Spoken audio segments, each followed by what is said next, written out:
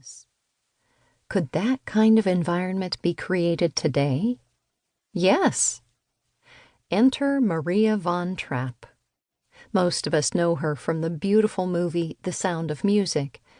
Well, she's one of those people for whom the reality seems even better than the modified story. Maria was a true homemaker. In her home, everything was meaningful. Every action, every tradition, every day was a part of a larger framework. Maria lived liturgically, but not like a hobby or a thing she was just trying out. The liturgical year structured the way the Trapps prayed, the way they dressed, the music they sang, and the books they read, the way they ate, and, quite importantly, the way they played.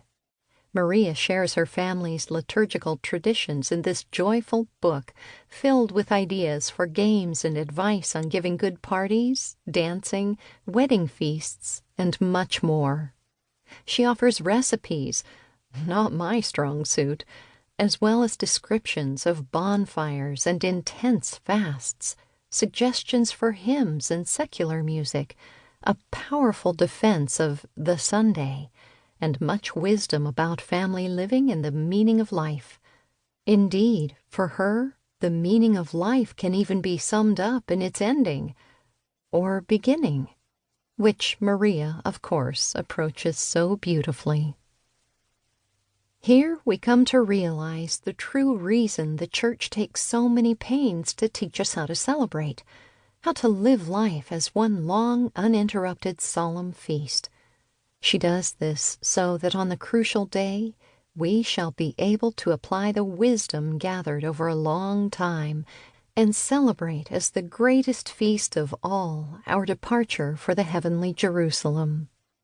If we show our children the festive side of this great sacrament, we may be sure that when the day comes, they will not kneel around our bed sobbing and crying, but all of us together will be able to answer the priest with a peaceful heart.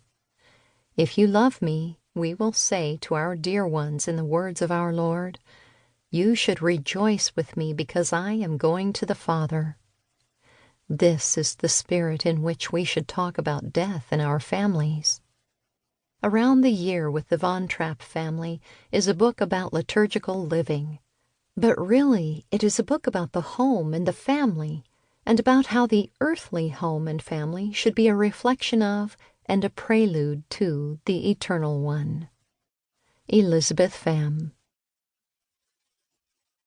Introduction. Once I watched the transplanting of a full-grown tree. It was a big tree with a wide crown, and it had come a far distance. The most amazing thing, however, was that the tree brought an enormous clump of dirt along, almost as big as its crown. The gardener explained to me that grown trees cannot be transplanted as saplings are. The latter are taken out of the soil by the roots and put into their new place without minding it in the least. The roots of the grown tree wouldn't take to a new environment, so we have to bring it in its own home dirt. And the old German gardener used the word Heimaterde. A year later, on a very hot day, I passed through that town again. I remembered that tree and felt impelled to visit it. When I found it, it looked as if it had always grown there, holding out its wide branches protectively over a group of people who enjoyed its cool shade. When a whole family has to be transplanted from one continent to another, it is very much the same.